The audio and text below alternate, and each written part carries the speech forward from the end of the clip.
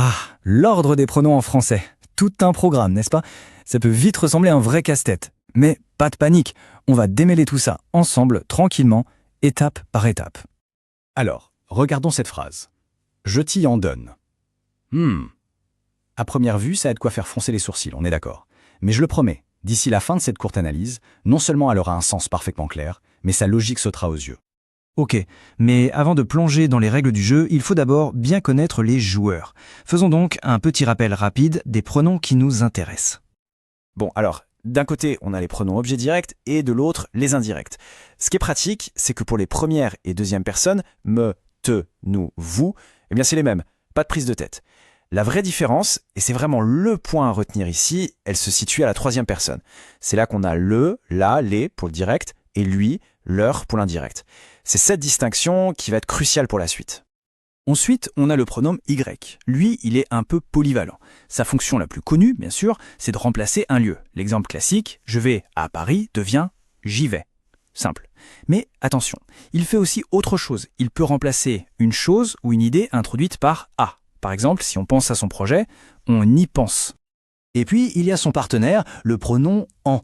Lui, son truc, c'est surtout la quantité. Quand on ne précise pas le nombre, comme dans « j'ai des amis », hop, ça devient « j'en ai ». Il sert aussi à remplacer tout ce qui est introduit par la préposition « de ». Voilà, on a nos personnages. La table est mise.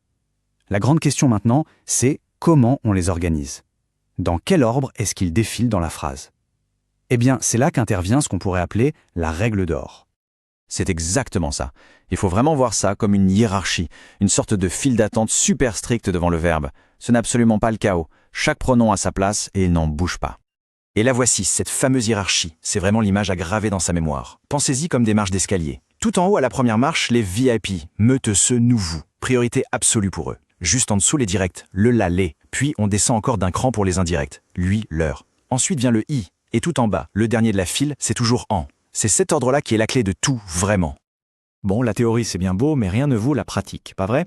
Allez, mettons cette belle hiérarchie à l'épreuve avec quelques phrases concrètes. On commence simple. Prenons cette phrase. Je donne ce cadeau à Philippe. Le premier réflexe, c'est d'identifier les compléments. On a ce cadeau qui est l'objet direct et à Philippe qui est l'objet indirect. Maintenant, on va les remplacer par des pronoms. Ce cadeau, ça devient le. Et à Philippe, ça devient lui. Et là, on sort notre anti-sèche, notre hiérarchie. On regarde. Le est en position 2, lui est en position 3. La règle est claire, le direct passe avant l'indirect. Donc l'ordre sera bien le, puis lui.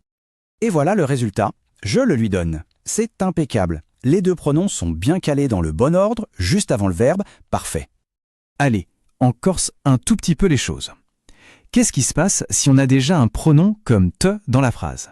Par exemple, je te donne ce cadeau.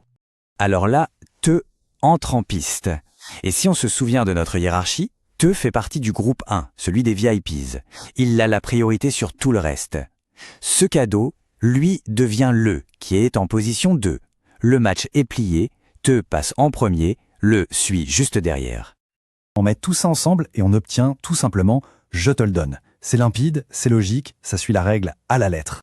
Prêt pour le grand final? L'épreuve ultime. On va tenter une phrase avec 3 pronoms. Voyons voir si notre système est aussi solide qu'il en a l'air. Ok, la phrase est « je te donne des cadeaux à Paris ». On décortique. Te, c'est notre VIP, il prend la première place.